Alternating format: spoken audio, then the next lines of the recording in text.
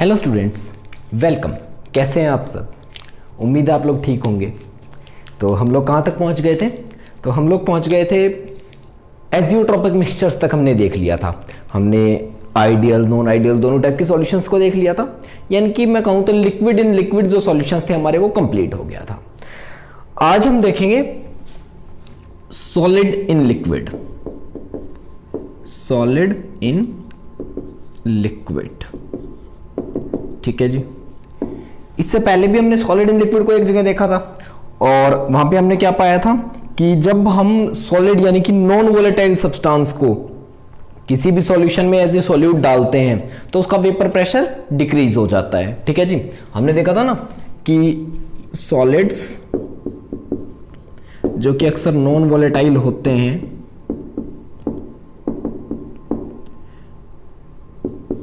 जब liquid solvent के साथ, लिक्विड जहां सॉलिड तो हो सॉल्यूट और लिक्विड हो सॉल्वेंट, तो इनसे मिलके जो सॉल्यूशन अपना बनता था उसका जो वेपर प्रेशर था, वेपर प्रेशर वो डिक्रीज हो जाता था, ठीक है जी। तो ये बात तो हमने पहले ही देख ली है। तो आज हम ऐसे ही सॉलिड्स की कुछ और प्रॉपर्टीज के बारे में डिस्कस करेंगे, ठीक है जी। तो हमें जिन प्रॉपर्टीज को डिस्कस करना है उनका चलिए थोड़ा सा हम डिटेल में उनको देखते हैं। तो ये जो प्रॉपर्टी थी, ठीक है जी, ये क्या था? वेपर प्रेशर की कमी या वेपर प्रेशर की लोवरिंग, ठीक है। और इसको हमने रिलेटिव लोवरिंग की तरह एक्सप्लेन किया था पहले। अच्छा, और ये जो प्रॉपर्टी थी ये किस बात पे डिपेंड कर रही थी? तो ये अमाउंट ऑफ सॉल्यूट पे डिपेंड कर रही थी। अमाउंट ऑफ सॉल्यूट पे, अमाउंट ऑफ सॉल्यूट पे डिपेंड कर रही थी, जबकि नेचर ऑफ सॉल्यूट पे डिपेंड नहीं कर रही थी। नेचर ऑफ सॉल्यूट पे डिपेंड नहीं कर रही थी, ठीक है जी। ऐसा हुआ था। तो चलिए इन प्रॉपर्टीज को हम देखते हैं। तो कुछ प्रॉपर्टीज, इसका मतलब, या मैं कहूं कि जब भी कोई सॉल्यूशन हम लेते हैं जिसमें लिक्विड सॉल्वेंट हो, liquid solvent plus solid solute हो, ठीक है जी। सॉलिड सॉल्यूट का क्या मतलब है? तो नॉन वोलेटाइल सॉल्यूट, ठीक है जी। यानी कि ये तो वोलेटाइल हो और ये हो तो नॉन वोलेटाइल, ठीक है जी।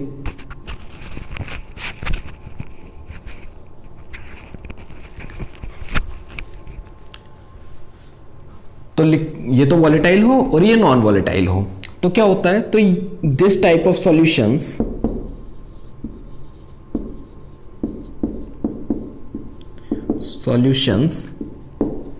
shows some special properties। तो इस तरह के जो सॉल्यूशन होते हैं वो कुछ स्पेशल प्रॉपर्टीज को शो करते हैं, ठीक है जी। और इन्हीं प्रॉपर्टीज को हम कहते हैं तो colligative properties, colligative properties,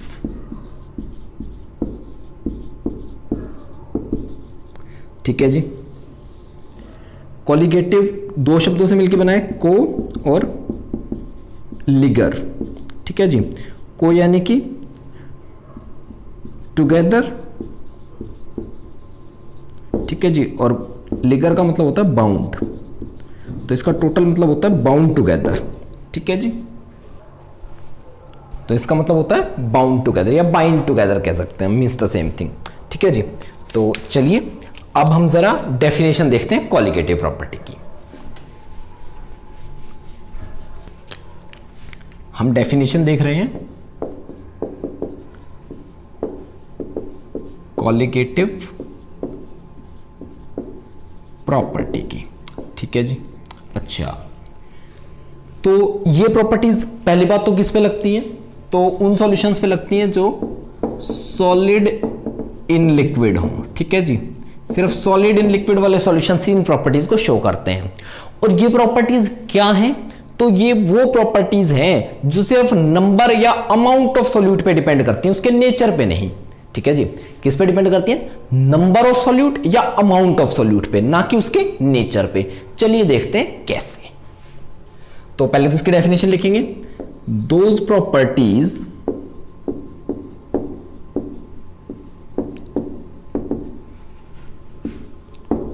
which depends upon number या amount of solute, not upon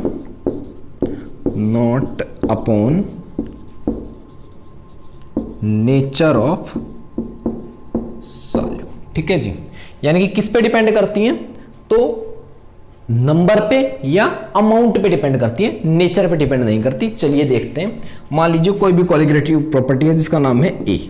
ठीक है, कोई भी कोलिगेटिव प्रॉपर्टी, वैसे ये 4 तरह की होती हैं। चलिए पहले यही देख लेते हैं कि कोलिगेटिव प्रॉपर्टीज कितने टाइप की होती हैं। तो ये 4 होती हैं। पहली होती है relative lowering of vapour pressure. ठीक है जी। दूसरी होती है तो ऑस्मोटिक प्रेशर। ठीक है जी। तीसरी होती है तो elevation in boiling point, elevation in boiling point. और फोर्थ होती है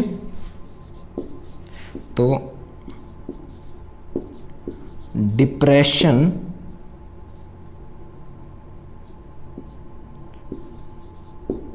इन फ्रीजिंग पॉइंट। ठीक है जी। कौन कौन है? Relative lowering of vapour pressure, osmotic pressure, elevation in boiling point and depression in freezing point. ये 4 हमारे पास होती हैं। समझिए किस तरह नंबर ऑफ सोल्यूट पे डिपेंड करती है और नेचर पे डिपेंड नहीं करती। तो मान लीजिए मेरे पास है वाटर। ठीक है जी, मेरे पास कोई अमाउंट है वाटर का, मान लीजिए कुछ भी 100 ग्राम मान सकते हैं आप कुछ भी अमाउंट ले सकते हैं अपनी मर्जी से। मैं मान रहा हूँ 100 ग्राम। ठीक है जी। और क्या है? वाटर।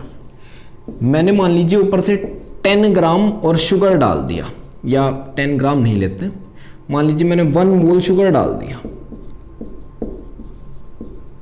ठीक है जी, 1 मोल शुगर डाल दिया मैंने। अच्छा, तो और मैं मान लूं कि relative lowering of vapour pressure की मैं वैल्यू निकालूं। Relative lowering of vapour pressure, और मान लीजिए वो आ गई कुछ x। मैं कोई भी x वैल्यू मान रहा हूं। ठीक है जी, कि x वैल्यू आ गई जी 1 मोल शुगर डालने पे, और relative lowering of vapour pressure की वैल्यू आई x। ठीक है जी।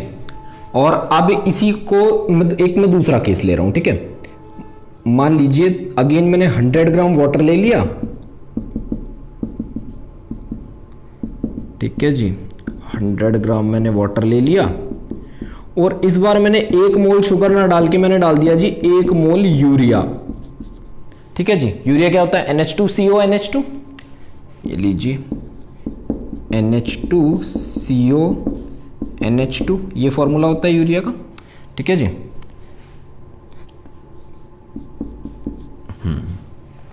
और इसका भी मैं क्या ढूंढ रहा हूं? तो relative lowering of vapour pressure ढूंढ रहा हूं। इसका भी relative lowering of vapour pressure में फाइंड आउट कर रहा हूं। ठीक है जी।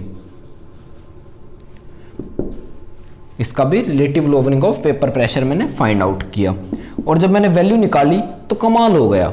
जब मैंने वैल्यू निकाली तो कमाल हो गया, क्योंकि वैल्यू क्या आई? तो x।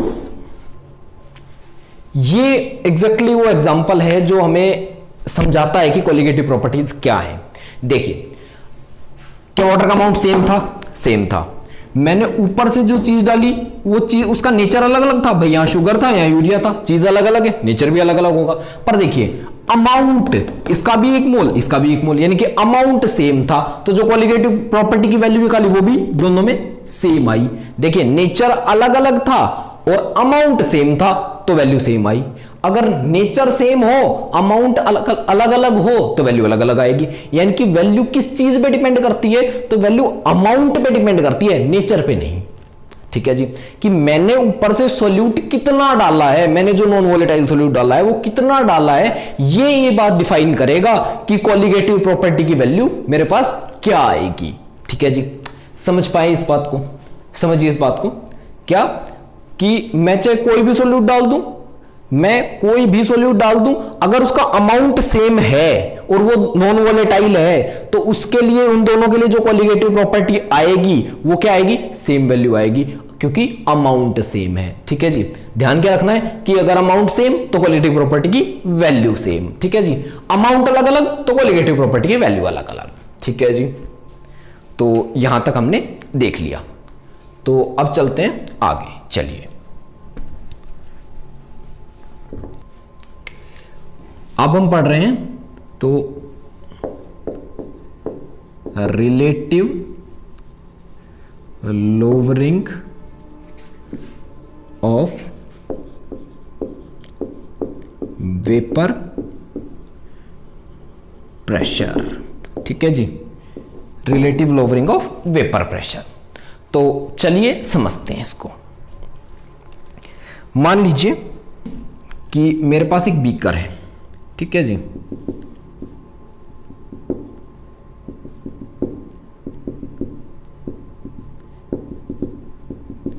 जिसमें कोई भी प्योर सॉल्वेंट, कोई सॉल्वेंट भरा हुआ है, कोई भी लिक्विड सॉल्वेंट है। ठीक है जी, और उसका जो वेपर प्रेशर है, वेपर प्रेशर, अच्छा वेपर प्रेशर के लिए क्या लिड लगाना पड़ेगा, लिड। ठीक है जी, और वेपर प्रेशर क्या है? तो मैं मान लेता हूं, मान लीजिए P0। ठीक है जी, P0 मान रहा हूं मैं कि भाई प्योर सॉल्वेंट है अपने पास और उसका वेपर प्रेशर है P0। ठीक है जी, अच्छा अब मैं इसमें क्या कर दूं? तो मान लीजिए कोई भी नॉन वोलेटाइल सॉल्यूट ऐड कर दूं, नॉन वोलेटाइल सॉल्यूट मैंने इसमें ऐड कर दिया। ठीक है जी,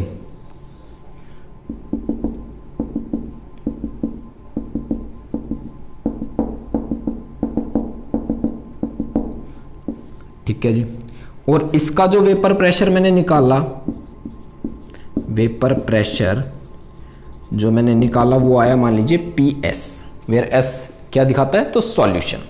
अच्छा, अब एक बात आप खुद ही समझ पाएंगे, क्या था अपने पास? प्योर सॉल्वेंट का तो वेपर प्रेशर था P0। ठीक है जी, और सॉल्यूशन यानी कि नॉन वोलेटाइल सॉल्यूट ऐड करने के बाद जो सॉल्यूशन बना उसका वेपर प्रेशर क्या था? तो PS। ठीक है जी, एक बात आप खुद समझ पाएंगे कि P0 और PS में कौन ज्यादा होगा। ध्यान दीजिए कि P0 ज्यादा होगा, क्योंकि जैसे ही मैं नॉन वोलेटाइल सॉल्यूट ऐड करूंगा तो हमने रोल्स लॉ में पढ़ा था कि कुछ नॉन वोलेटाइल सॉल्यूट के लोग इसके सरफेस की जगह रोक लेंगे और उसके बाद वेपर्स का बनना क्या कर देंगे? कम कर देंगे, और इससे क्या होगा? वेपर प्रेशर कम हो जाएगा। ये हमने पढ़ लिया था। ठीक है जी, तो मैं लिख सकता हूं ना कि P0 is greater than PS। क्या मैं ये लिख सकता हूं? ठीक है जी, क्या मैं ये लिख सकता हूं कि P0 is greater than PS? अब एक बात बताइए, अगर मैं PS को वैसे निकालना चाहूं, यानी कि रोल्स लॉ लगा के, तो एक बार वैसे निकाल के देखते हैं। मान लीजिए PS इज इक्वल टू, तो मान लीजिए ये किस किस से बना है? तो जो अपना सॉल्वेंट है वो है A, सॉल्वेंट का नाम है अपने का A, और सॉल्यूट है तो B, और सॉल्यूट तो है नॉन वोलेटाइल। ठीक है, और सॉल्वेंट है वोलेटाइल, यही तो है अपने पास। ठीक है जी, अच्छा तो अब अगर मैं निकालना चाहूं तो हमारे पास क्या हो जाएगा? तो PS क्या हो जाएगा? PA plus PB, partial pressure of A plus partial pressure of B। ठीक है जी, और PA क्या हो जाता है? तो P0 A into x a, भाई राउल्स लॉ के अकॉर्डिंग, और P0 B इंटू एक्स भी हो जाता है। ठीक है जी, PS। अच्छा, तो P0 A तो क्या है? तो P0 A तो ये P0 है। ठीक है जी, इसको P0 A भी मान सकते हैं, क्योंकि अब हमने सॉल्वेंट को ये मान लिया है ना, तो P0 A लिख लेता हूं इसको। अच्छा, P0 B क्या है? तो P0 B है तो vapour pressure of pure solute. अब ध्यान दीजिए, सॉल्यूट क्या है? नॉन वोलेटाइल, और नॉन वोलेटाइल मतलब वेपर तो बनाता ही नहीं, और वेपर नहीं बनाता इसका मतलब इसके प्योर फॉर्म में वेपर प्रेशर क्या होगा? जीरो। भाई जब वो जो वेपर ही नहीं बनाता उसका वेपर प्रेशर क्या? जीरो। तो पी नॉट बी की वैल्यू क्या रख दूंगा? तो which is equal to zero. तो पी नॉट बी की जैसे जीरो रखूंगा तो ये पूरी टर्म जीरो हो जाएगी, ये पूरी टर्म जीरो हो जाएगी। तो पी सॉल्यूशन जो अपने पास बचेगा वो बचेगा p naught a into x a. ठीक है जी, पी नॉट ए को इधर ले आएंगे तो p solution by p naught A is equal to x a. दोनों को वन में से सब्ट्रैक्ट करेंगे तो one minus P S upon P naught A is equal to x a. ठीक है जी, sorry one minus x a, भाई दोनों तरफ वन में से सब्ट्रैक्ट किया है। ठीक है जी, और इधर लेके चलते हैं तो पी नॉट ए यहाँ चला जाएगा तो ये हो जाएगा P naught A minus P S upon P naught A is equal to x B. ठीक है जी, p naught A minus P S upon P naught A is equal to x b. P naught a क्या है? तो pure vapour pressure of solvent. P s क्या है? Vapour pressure of solution. ठीक है जी, और पी नॉट ए अगेन वही pure vapour pressure of solvent. अच्छा भाई ये ज्यादा था ये कम है, मतलब पहले इतना वेपर प्रेशर था, देखो पहले भाई इतना था, ठीक है, फिर इतना हो गया, तो पहले ज्यादा था फिर कम हो गया। ठीक है जी, तो ज्यादा वाले में से कम घटाएंगे तो क्या, ज्यादा वाले में से कम को सब्ट्रैक्ट करेंगे तो क्या आ जाएगा कि कितनी लोअरिंग हुई है, कितना कम हुआ है। ठीक है जी, तो पी नॉट ए माइनस पी एस को तो क्या बोल दूंगा मैं, तो ये तो है lowering of vapour pressure, lowering of vapour pressure. ठीक है जी, और जब मैं इसको पी नॉट ए से डिवाइड कर दूंगा तो ये पूरी टर्म जो होगी उसको हम कहेंगे, तो इस पूरी को हम क्या कहेंगे, तो इसको कहेंगे रिलेटिव लोवरिंग। ठीक है जी, relative lowering of vapour pressure. ठीक है जी, अच्छा तो और एक्स भी क्या है, तो मोल फ्रैक्शन ऑफ सॉल्यूट। तो इसका मतलब relative lowering of vapour pressure किसके इक्वल है, तो मोल फ्रैक्शन ऑफ सॉल्यूट के। यानी कि मैं क्या लिख सकता हूं कि जितना ज्यादा मोल फ्रैक्शन सॉल्यूट का उतनी ज्यादा relative lowering of vapour pressure. ठीक है जी, देखिए इस बात को समझते हैं, इसको पहले मिटाते हैं फिर इस बात को समझते हैं।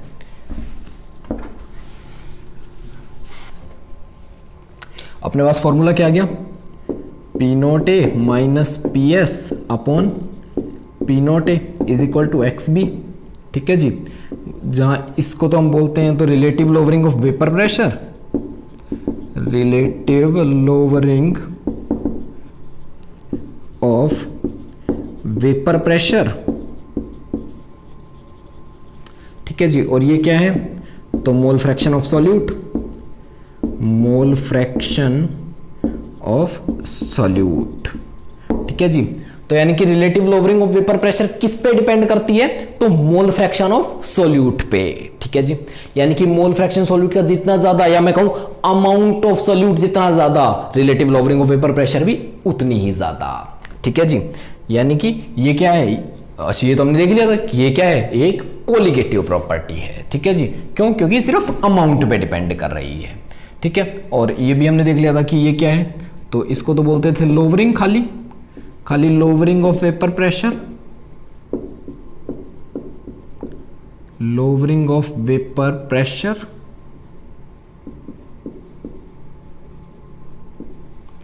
और पूरे को क्या बोलते हैं, तो relative lowering of vapour pressure बोलते हैं। और एक्स भी क्या है, तो मोल फ्रैक्शन ऑफ सॉल्यूट।